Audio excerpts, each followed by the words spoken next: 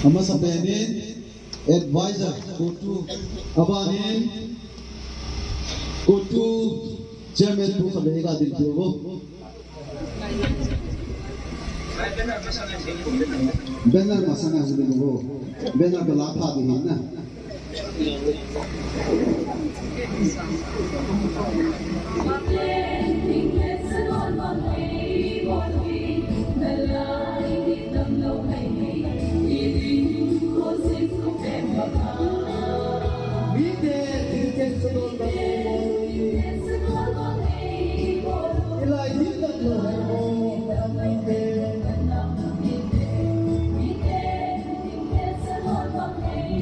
Soalnya di parti Muslimin dua hi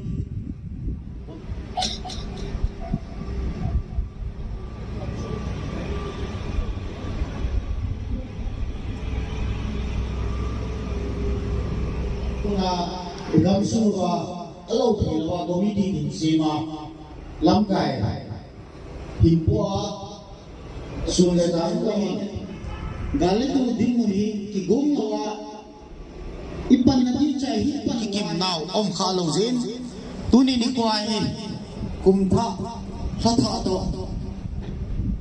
imu tu ki thana hi ama sapena kum tha jong galeto dimona Ipatile igawin namadingin hangsun. Ipatile igawin namadingin hangsun. Ipatile igawin namadingin hangsun. Ipao me, yo ina janji kande.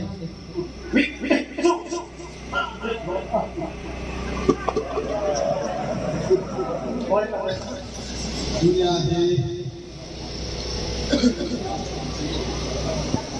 Kulung na sule ilalong tampi kulibang tampi patien hobi tampi nampunu ngayon sana hindi nampusi nahi vice chairman point hindi hindi ko pakila wa ama sa peri azawa honi adang ka sang sanhi mai cha wayu kandi sule sa hoy hit azaw ke pupai pakai na sa hoy Ite vice chairman po hi to ko pilang kai ho advisor po hi ama ho si ba kai holin Kawin Chairman na pa na hulang na.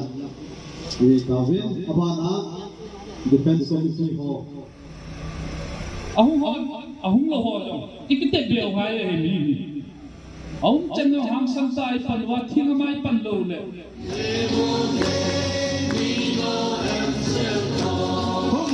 Humun pakai bahasa Indonesia.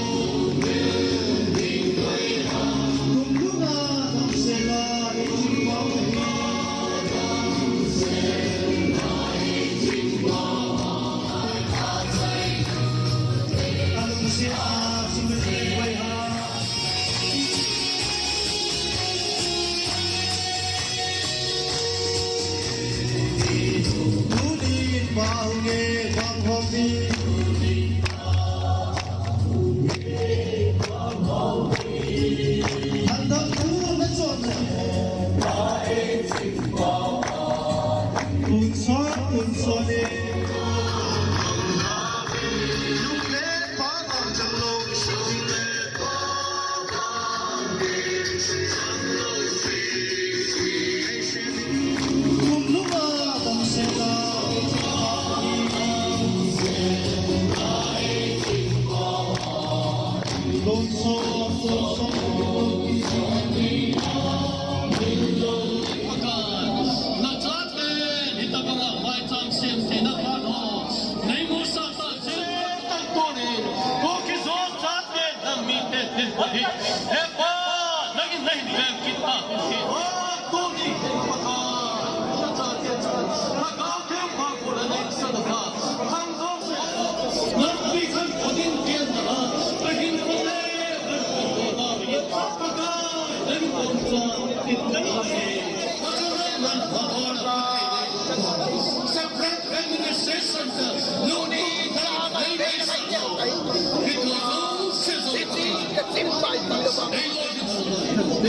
Duni Pacha Kutu Mangkai Ho Chairman Secretary Ato Pampi Ho